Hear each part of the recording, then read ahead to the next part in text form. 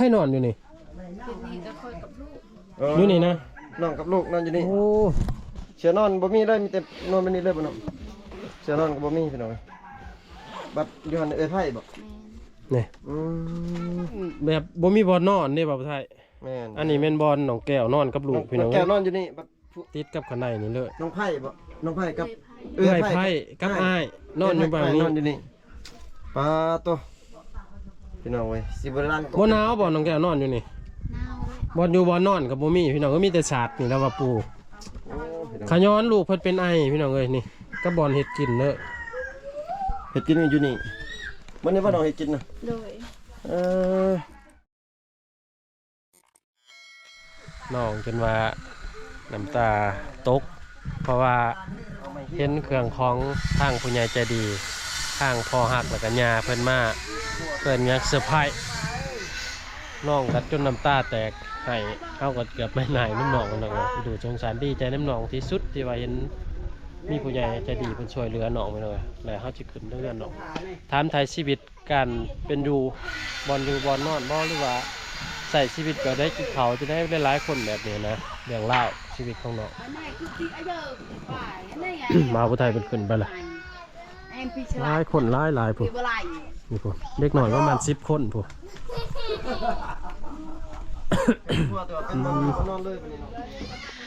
นี่แหละเพื่อนใหญ่น้องก็ชินอนแถวกลางนี่แหละพี่น้องกับลูก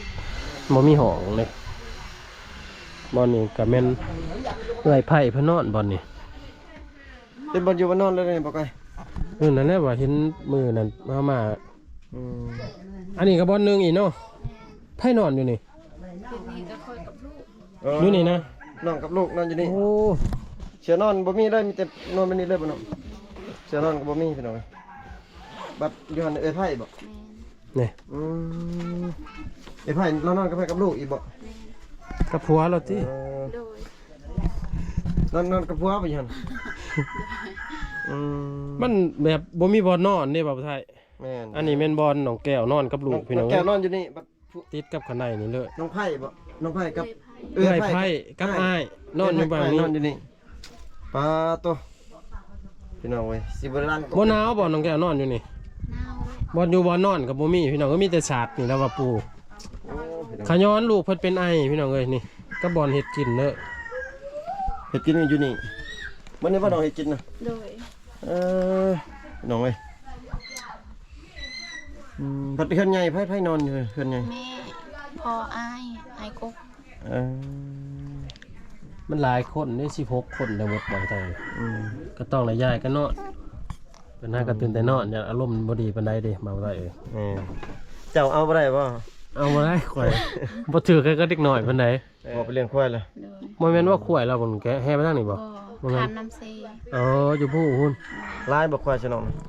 ควายเข้าเลี้ยงควายเขาข่อยอยู่คนอยู่เมืองฮู้พอจันทาบ้านคนอยู่บ้านนี่บ่เขาจ้างเป็นปีบ่หรือว่าจ้างแบบใดจ้างปันเอาลูกปีละโตนึงคิดว่าเลี้ยงไปว่าสมมุติมันได้4โตกับปันพุ่นละ2โตลูกบ่แม่นบ่เขาให้แต่ตัวเดียวปีละโตบ่มีค่าจ้างค่าหยังเนาะคือชุคุ้มค่าเด้ปล่อยมันลายด้วยสมมุติว่าออกได้คู่ปีเด้เป็นมูลค่าเลยอันนี้คือซุ่มหัวจ้างนี่แม่นปีนึง3 ล้านบ่ได้4 ล้านนี่แหละปีนึง3-4 ล้านก็พอจ้างอีก3-4 ล้านไปให้ควายลบอีกนะควาย3 โต 4 โตนึงนะแต่เขาเจ้าอยากเลี้ยงนะเขาเจ้าพอได้เงินซื้อเขาเด้หากระเบิดแต่เฮิงนี่แหละพอซื้อเอาซื้อเขาตลอดเงิน4 ล้านนะโอ้พี่น้องเอ้ยว่าเรื่องบ่นอนเห็นบ่นอนน้องเลยก็บ่หนาวบ่น้องแก้วลมบ่พัดบ่คือว่ามันเป็นปองเป็นหยังบ่ล่ะเป็นปองมันเนาะเวลาฝนตกก็นอนบ่ได้ฝนตกก็ฮ้อนบ่นี่เพราะว่าน้องเอาอันนั้นเอาอันพาไม่เหี้ยบ่แผ่นไม่เหี้ยมาแผ่นมานั่นแหละน้องว่าอยากได้สังกะสีอยู่พอเฮาถ่ายชุดก่อนนี่แต่ว่ารอสังกะสีมาเฮ็ดนี่บ่รอถ่าเบิ่งอีกผู้ใหญ่ใจดีเพิ่นว่าคันว่าแนวใดก็สิช่วยอีกว่ายังถ่าเบิ่งน้องแก้วเนาะก็เพิ่นช่วยแห้งดีใจอีกแล้วพอได้มุ้งได้ไม้ก็มีอะไรได้ไม้ทางอ้ายเพิ่นเฮ็ดให้สบายบ่มีอัน ไม่บ่มีติ แม่ ไม่อ้ายติ เออ ไม่ของอ้ายติ หมอก็ให้เพิ่นไปหาศอกตัดกับได้อยู่ที่ซ้ำนั่นน้องแก้ว ได้ เขาเจะเลื่อยเองที่นี่ เหลือกับเขาบ่ให้ เลือกกับเป็นไม้ของเขาเจ้าเด้ โอ้บ่ได้บ่ยันว่าอ้ายน้องให้กัน มีแต่ เป็นเหตุบ่ได้ ไปตั เนาะ ดไม้หั่นแหละเนาะ คันว่าอายถือกันก็ ให้ แปลว่าบ่ผิดกันกับเขาให้ อืม แต่ว่าเขาผิดกันตลอดกับพ่อคอย บ่เจอกัน สมพอจังออกเฮือนเนาะ โดย เออ เรา แม่น ได้เมียใหม่ก็5กับ6เดือน อืม แต่ว่าเมียเราพาให้เราลงเลย อืม ก็แม่นแน่น้องก็ถูกอยู่เพราะว่ามันหลายคนนี่บ่าวไทย อืม ยังมีอ้ายที่ผู้หนึงอยู่ในหลังจากเราลงนะ มีอยู่ อืมเพราะว่าคือสิแม่นอ้ายผู้ เมียเราผู้สีแดงนี่บ่มานี่บ่แม่นบ่ แม่นผู้นั้นนะ แม่นบ่ แม่น อืม คนบ้านอะเล่าบ่ โดย เอาเรา มันหลายคนแม่นแล้ว หลายคน ล ก็ ง อยู่ ลงกันน่ะถือ มันอยู่นํกันก็มันยากไม่ของเราเองบ่ แม่น เซาหยังกับของเราเบิดเอง จะไปเรืออยู่ผู้ที่เนาะ อืม ดีแล้วลงไป ดีแล้ว ก็ มั ลุ น ก อยู่ พ นี่ ร ก็ ไปอีก อยู่นี่ก็มันหลายคนเด้อ แต่ว่าก็บ่อยู่ไกลกันก็ยังเบิ่งแย่งๆกันอยู่เด้แบบพาไปนั่นต่างแต่ลงกันต่าง มันอยู่ใกล้ๆกันนี่บ่ เป็ เป็น นห ค ยั รอบ ง ครัว เนาะ ต่างพี่น้องเอ้ยคือน้องนั่นแหละน้องซะว่าในอนาคตน้องก็ต้องได้ไปอยู่น้ำพัวแล้วว่ะ โดยคันว่ามีผู้มักก็อยากอยู่แต่ว่าคันบ่มี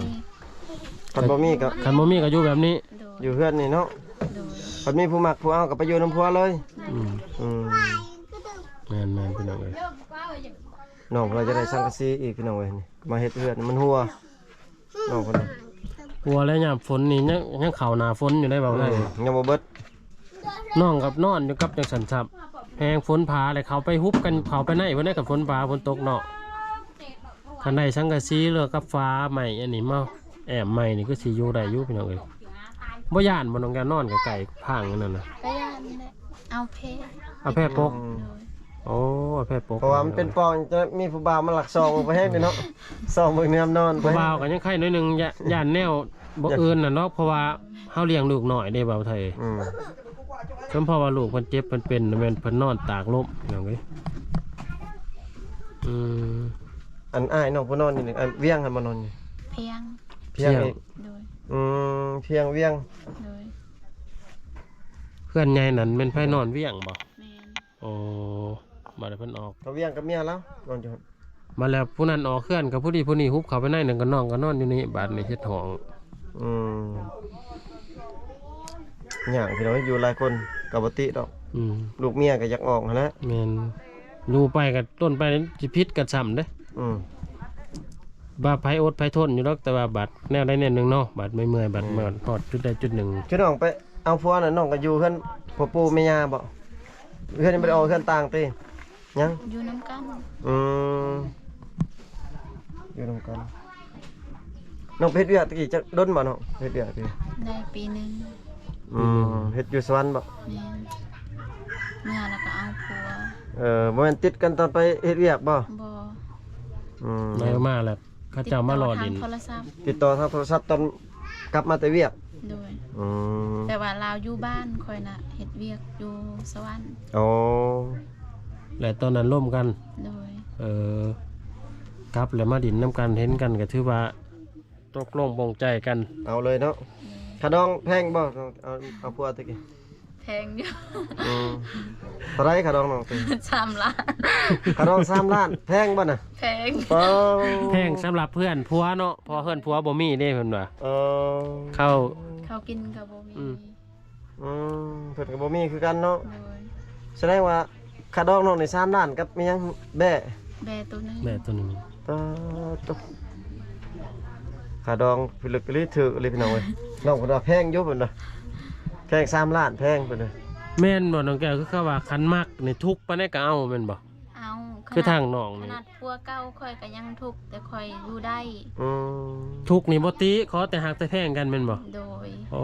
แม่นเด้แม่นบ่ได้เขาก็เชื่ออยู่เห็นหลายคู่เลย เอาแบบ หลยคร น้ำ อบ จิต ครัว น้ำใจอีหลีฝั่งนี้แบบความฮักอีหลีเนาะส่วน เอา ของ แบ เขา บ เนาะ ความหักบริสุทธิ์จริงใจรอกันหั่นนะ ทุกข์ไปยามัน คือซุมื้อนี่โอ้เพิ่นผู้สาวเขาเลือกได้ว่าโอ้คนอยู่ในเมืองเนาะ แม่น จะเลี้ยงเขาบ่กลุ่มบ่หังบ่มีแน่นี่เขาเจะบ่เอา บ่เอาเลย อั อันนี้คือเขต เอาห้าม ชนบทเฮาสาวแถวชนบทเฮานี่โอ้ยบ่ได้เลือกพี่น้องขอแต่มักจริงใจกันนี่เหรอทุกแบบจนบ่มีข้าวกินกันยังอยู่นะขอแต่สร้างแต่แป้งไว้นํกันเนาะน้องแก้วเนาะ โดย ฮักแพงกันพี่น้องเอ้ย แสดงว่ายังมีรายอยู่เนาะผู้อันเงินอันขะดอง3ล้านแบะตัวหนึงยังมีรายอยู่เนาะ นี่บางคนก็จะว่าบ่ได้สมจัก อืมคันมีแล้วบอกทีมงานสิอ่านได้สิฮะ โดย มีอยู่ทีมงานสิอ่านยังโสดนะให้ทีมงานอีกไปเอาพี่น้องเว้ย แม่น ชื่อกันเลยพี่น้องอยังน้อยก็เงิน10ปลายล้านก็ค่าๆ ๆ แน่ แนวมักเด้บ่าวบ่ได้ มักแห้งเนาะ ความมักแนวใดก็เอาได้บ่ได้ก็เอานะ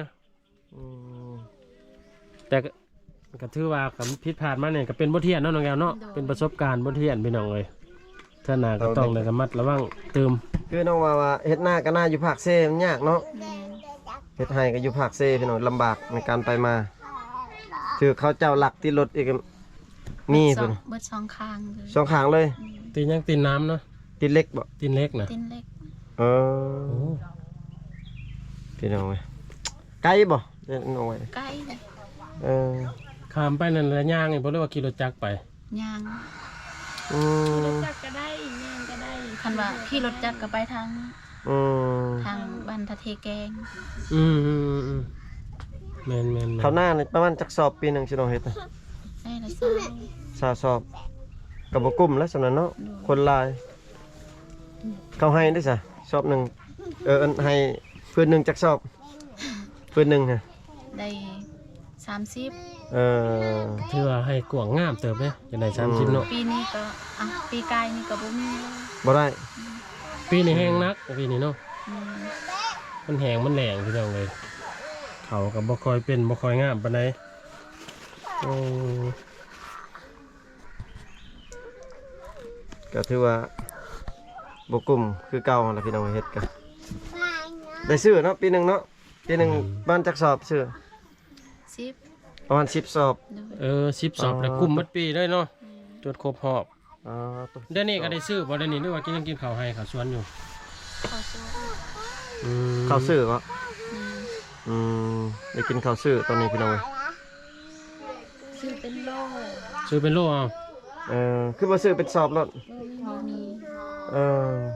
เธอหนึงจักโลฉันไปซื้อเอา 10โล20โลเออ โลจักพัน15,000 20,000บ่เขาขายอยู่เมือง15แม่นแล้วเขามาขายเช้าอยู่นี่โอ้ซื้อข้าวกิโลพี่น้อง ซื้ เอ้ อย ข้าวกิโลกินคนได้บักหลายๆพี่น้องแม่นบ่15 16คน ซื้อเธอหนึงไหนมะ1จักเทื่อเอา 2 2เทื่อ พี่น้องเอ้ยซื้อข้าวกิโลซื้อเท่านึงประมาณ20โลเนาะ โดย ได้2เทื่อ3เทื่อ1เบิด 2เทื่อ3เทื่อเบิด เฮ็ดให้กับในเขาหลายอยู่ได้20 30ให้อ้าว 40สอบต่อปี แต่ว่าคนเท่าหลาย คนหลายมีบ่ ผมกิน มีบ่บางมื้อสุเจ้าแบบผู้ใหญ่นี่อดข้าวมีบ่ มี แบบบ่ได้กินข้าว แม่ ให้เด็กน้อยกินให้ลูกกิน ผู้ใหญ่กินเนี่ยถ้ากินน้ำเอา กินแต่น้ บ่เมื่อยบ่ซะ ำบ่เมื่อย พี่น้องเว้ยเห็นบ่ อดสิอดฮอดแซ่ เห็นบ่ว้าว 4 มื้ออดข้าว มีบ่3มื้อ4มื้ออดข้าว มี อ๋อตัวพี่น้อง อ เว้ ด ย จนได้เงินไปซื้อข้าวจังกิน ไป อืม อ๋อ ไปนำเขากิน สมควรนี่น้องเอ้ย เวลาไปเวียกนำเข้าแบบว่าเข้าส่วนเขาให้กินเขาเลย เออ อาศัยแบบนั้น ไปไป แบบว่าบ่ได้เขาจ้างให้ไปแล้วก็ไป โดย อืม แล้วกินข้าวอยู่เพิ่นเลยนะบ่ได้พรพันนี่พี่น้องเอ้ย บ่น้องแก้วคันว่าแบบว่าสมมุติว่ามีผู้บ่าวหรือว่าผู้อยากล้มน้องหรือว่าอยากเอาน้องนี่น้องก็เปิดใจล้มอยู่บ่ เปิดอยู่ ล้มได้เนาะ ลมได้ เปิดขนาดช่วงนี้เนาะ โดย บ่แม่นเปิดอัดลาดได้พี่น้องเปิด เปิดเบิดใจเลยเนาะ เปิดเบิด โดย เพราะว่าน้องเพิ่นก็คิดหนักช่วงนี้เนาะ แต่เปิดให้แบบล่มกันคบกันซื่อๆตีน้องแกบ่ถึงขันเอาแม่นบ่ โดย เพราะว่าน้องลูกยังน้อยอยู่เพิ่นว่า ต้องเบิ่งกันก่อน แม่น อืมแต่สมมุติว่าทางผู้บ่าวเพิ่น หับได้ลูกน้อยก็ เออ เพิ่นว่ายังเอาเนี่ยสมมุติว่า หับไปเลี้ยงเลย หับไปเลี้ยงเลย ทั้งแม่ทั้งลูก ได้บ่เอาได้บ่ บ่ได้ ยังบ่ทันได้เนาะ โดย ต้องให้ลูกใหญ่ก่อนเพิ่นว่า ต้องให้ลูกใหญ่ก่อน แต่ล่มแบบล่มหูจักไกลกันนี่ยังแบบล่มกันนี่คบกันได้อยู่เพิ่นว่าล่มเป็นหยังนี่ ก็แสดงว่าน้องเพิ่นเปิดใจอยู่พี่น้องเอ้ย ลูกยังน้อยแน่เด้เบาไทย อย่าเลี้ยงบ่กุ้มเนาะ แม่นยันไปสอไปชวน ยันเอาไปแล้วมันเป็นคือเก่าอีกเป็นแม่ห้างนางไม้อีกโอ้พี่น้องเอ้ยเพิ่นว่าเจ็บเคยเจ็บมาแล้วเนาะ แม่น บ่อยากเจ็บซ้ำอีกพี่น้อง ต้องเบิ่งดีๆเพิ่นว่า อืม ประมาณอีกจักปีน้องยังสิแต่งงานเนาะสมมุติว่า 2-3 ปี อีก 2-3 ปี โดย อีก 2-3 ปี ลูกใหญ่ๆก่อนอยู่น้ำพอน้ำแม่ได้เพิ่นเนาะ โดย เอาไปนำบ่ลูกชายนี่คันแต่งงานนี่หรือว่าปาไปนี่ คันว่าเราอยากไปอยู่นำก็ให้ไปอยู่ อืม คันว่าลูกบ่อยากไปก็อยู่นำแม่ค่อย เที่ยวมายามมาเนาะเที่ยวเบิ่งเอาคันสมมุติว่าทางฝ่ายชายเพิ่นรับได้ให้ลูกไปเลยไปอยู่นํกันเลยก็แฮงดีเนาะ โดย ชดร้ายแบบเคยมีบ่คือแบบในเขตนอกเขานี่แบบไม่ห่างเอาผัวแล้วเอาลูกไปอยู่น้ำร้ายบ่ เคยมีอยู่เนาะ ชดร้ายแสดงว่าต้องไหนเอาไปอยู่น้ำเบิดเนาะเป็นเหตุเขาเจ้าสงสัย สิเอาขะดองแพงบ่ซุว่าคันว่าเอาผัวบัดนี่สิเอาขะดองแพงบ่ เพิ่มกับว่าลูกอีก เออ เพิ่มขึ้นหน้อยหนึงบ่ เพิ่มขึ้นหนิดนึงเนาะประมาณ โดย 5 ล้านหรือ10 ล้านเนาะ 10 ล้าน15 ล้าน 10 ล้าน15 ล้านอืม เออเพื่อ เพื่อต่อ 1 แถม 2นี่บ่ได้1 แถม 1แม่นแล้ว 55 ล้านพี่น้องเอ้ยเพิ่นว่าขะดองปานนี้อยากขอเพิ่มเพิ่นว่า เพราะว่าที่ว่าน้องว่าเพิ่มนั้นพ่อได้ซื้อข้าวน้ำให้พ่อให้แม่เนาะอยู่เฮือนอยู่ชาติ โดย ให้พ่อแม่ได้ค่ารองนะครับเพิ่นซื้อข้าวซื้อน้ำนี่ใครแน่พี่น้องกับบ่แพงดอกสำนั้นบ่ได้เอ้ย10 ล้าน15 ล้านกับแบะกับอีหยังตัวหนึงกับงัวตัวหนึง บ่น้องอันคือเป็นแม่ห้างนี่คือเขตชนองนี่กินแบบบ่ได้เนาะ บ่ได้ บ่ได้ ต้องง่วนบ่ โดย คือกันเลยเนาะอยู่เขตใดคือ งัวกับควายนี่ได้เป็นบ่ ได้ โอ้บ่ได้แต่แบะ คันผู้สาวนี่กินแบบได้ ได้ หมูได้บ่หมู ได้ บ่ได้แต่แบะเนาะ โดย โอ้เป็นหยังเอ้ย คือว่าผู้สาวนี่คือว่าลุบไปเลย บัดแม่ห้างผัดกำไร ไม่ห่างกำไรมีเหตุต่างหากอีกเด้ พี่น้องแม่ห้าง แต่งนี่ก็แต่งต่างอีกบ่ไม่ห่างนี่แต่งแบบมันมีช่างแหน่เวลาแต่งไม่ห่างนี่เอามีหยังแหน่เกี่ยมยังต้องเกี่ยมหยังแหน่บางเทื่อเพิ่นเบิ่งอยู่นี่เด้FC เพิ่นอยากฮู้ งัวไก่ เออ หมูงัวไก่ โดย คาดอง เงินคาดอง แม่น นี่ในแต่เหตุชุมเรามันบ่มีคำเนาะ คำบ่มีติเออ คันเข้าหายเอาบ่ เอาเลย เออ แต่ว่าในการเว้าฮีดนะเขาเจ้าสิบ่มีเว้าเรื่องค แม่น ำเท่านั้นบาทเท่านี้บาทแล้วเท่านั้น1 สลึงมีแต่เรื่องเงินคารองพี่น้องเอ้ยก็คักเพื่อนได้ว่าไสคันบ่มีแท้ๆนี่สมมุติว่าเพิ่นบ่มีนี่ให้ได้หยังแท้ๆนี่ให้ได้แก้เหตุนี่นะแก้เหตุคือสุนองนี่ ได้งัวกับหมู งัวกับหมู โดย งัวกับหมูเนาะ แล้วก็ไก่ประมาณ 4-6 ตัว 4-6 ตัว พอได้มาแก้ฮีตเนาะ โดย อืม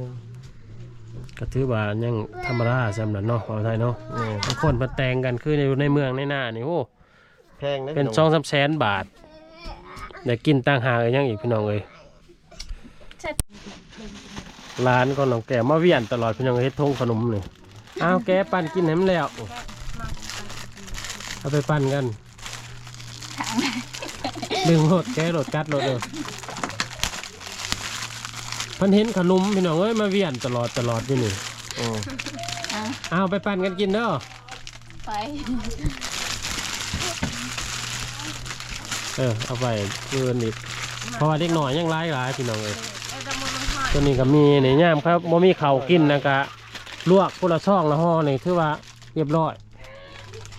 ปองปลากับขวาแต่ละ2 ปอง 3 ปองพี่น้องเอ้ยผักตีแต่บอลนอนน้องเลยนอนโอ้ อืม ลำบากพี่น้องเอ้ย บ่มีเสียนอนบ่น้องน้องนอนอยู่ศาลนี่เลย แม่น มันลูกได้สักลูกก็นอนอยู่หั่น นอนนั่ง เออพี่น้องเอ้ย น้องบ่ได้เอาแพ้ยังปูว่าสันลูกนะ บ่ นอนในศาลนั่นเลย แม่ก็ค่อยปิด โอ้ปิดกลางคืนแล้วปิดนี่ได้ประตูนี่ได้มันปิดนี่ผ่าเขียวๆนี่พี่น้องเอ้ย น น้องก็นอนอยู่นี่เลย แต่น้องกลับมาเพิ่นว่านอนแบบนี้นะ แม่น โอ้เป็นตอนจักปีจะ2ปีแล้วบ่ มาแต่บ้านพวกก็ปีหนึง ปีหนึง แต่น้องมาเกิดลูกอยู่นี่อยู่เฮือนนี่เนาะ หาก็ได้ปีหนึง เกิดลูกอยู่เฮือนบ่ได้ติน้องเกิดลูกอยู่อันนั้นบ่ บ่ได้ละมันเป็นที่ เกิดอยู่แคมป์บ้านแคมป์หยัง อยู่ ห้องหมอ แม่ มันมีเพื่อนกับลูกบ่ แม่ อยู่เฮือนกับลูกต่างหากอยู่บ้านน้องนี่ แม่ โอ้เฮามาตั้งตูบแถวนี้บ่ได้บ่ บ่ ต้องได้ไปอยู่เพื่อนเกิดลูกหลังนั้น คันมันมีเขาเฮ็ดให้เลยเด้เนาะเขาเฮ็ดให้แล้วต้องไปเกิดอยู่หั่นเบิดบ้านเลยเนาะ โดย เอาสมมุติว่ามี2-3คนเกิดพร้อมกันได้ซะ บ่แบบว่าค่อยน่ะตอนค่อยเกิดกับพ่อค่อยเองเฮ็ด พอจะเฮ็ดเอง แม่น อืม เอาอันนั้นใบป่วยอันนี้ เออ เฮ็ดแบบคือสังกะสี โอ้มะม่วงเอาไปกวนมาปกๆๆนะเฮ็ดอยู่ไสอยู่ข้างเฮือนนี่บ่เรืออยู่ไส แม่น เฮ็ดอยู่ทางเฮือนนี่ คือบ่เกิดอยู่นี่ หมู่ อืม เกิดอยู่ขี้ไฟนี่โลดนี่ บ่ได้ บ่ได้ เนาะ แม่น อืม โอ้พี่น้องเอ้ย คันว่าลูกไผ่แบบคือลูกไผ่จุพอค่อยน่ะได้ ลูกสาวเลยบ่ได้ แม่น โอ้แม่นั่นลูกสาวพอฮีดมันแต่งมื้อเนาะ อืม แล้วสิมาเกิดลูกใส่นั่นบ่ได้ แสดงว่าคันว่าบ่ได้เข้าฮีดเข้าคล้องอยู่พี่แม่นบ่ออกเลยได้แต่ฮีดเฮา โอ้กินบ่เบิดบ่ ขอบใจเด้อ พี่น้องเอ้ยฮะถือว่าถามข่าวน้องพี่น้องเอ้ยก็ เอาข่าวไว้เนาะ พอข่าวมื้อหน้ามื้อในก็มาแวะถามอีกถามว่าตามข่าวอีกคลิปนี้ก็ปิดไว้ซ้ำหนึ่งก่อนขอมุกขอบใจพ่อแม่พี่น้องที่ติดตามรับชมให้กำลังใจ แล้วก็ช่วยเหลือครอบครัวน้องแก้ว มีแต่หยังแต่สังกะสีพี่น้องเอ้ยบาทนี้เนาะน้องแก้วเนาะกับเสื้อนอนผ้าห่มผ้าปกนั่นแหละคันนี้แท้ได้บ่นอนเล็กน้อยน่ะแห้งคักเนาะ นี่ พี่น้องเอ้ยย่างนั่นก็ได้เสื้อนอน